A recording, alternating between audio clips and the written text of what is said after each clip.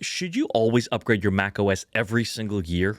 I just finished a call with a new friend and we started talking about their Mac and Ecamm Live and using Zoom. I shared with him what I've told a lot of other people, but I've never made a video for it, and here's that video. Should you upgrade your Mac always?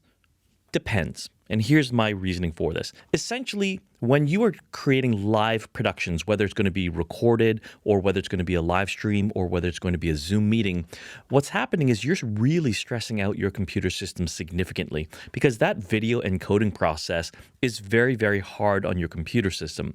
Now, when you buy a new Mac, it's going to be obviously one of the most powerful Macs that are out there, even if you get the base level Mac that's just being released. And Apple has a 5-year support cycle, so they're going to support that operating system on that computer system for 5 years. After that, you're pretty much on your own.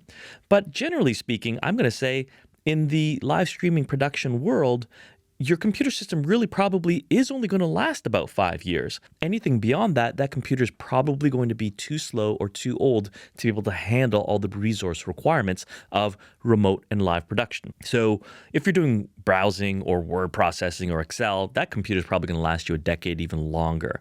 But hear me out on this. When you get a new Mac and you have a 5-year support cycle with Apple, for the first 3 years, if you want to upgrade to the latest OS, great, upgrade to the latest OS. However, wait at least 3 months after that operating system has been released, just to make sure all the bugs and all the quirks and things like that have been ironed out. So year 1, you've already got the latest operating system. Year 2, if you need to upgrade or want to upgrade, okay, go ahead, wait 3 months after the release of the operating system. In year 3, again, if you want to upgrade the operating system again, wait 3 months. However, year 4 and 5, my suggestion is that you don't upgrade the operating system at all. In fact, leave it as it is. And the reason why is because it's now hitting that end of the support cycle, which means that those newer operating systems that are available in years 4 and 5 are probably going to add additional features and stress out your computer system when you actually need those resources to create your productions. And so years 4 and 5, I would not upgrade the operating system at all. Now, some of you may be saying, well, Daniel, I want all of the security patches and upgrades because everybody needs to have those. Well, guess what? Apple has to give you those patches anyway. So in years 4 and 5, your computer system is still being supported. It doesn't mean that you have to upgrade to the latest operating system to get those security patches.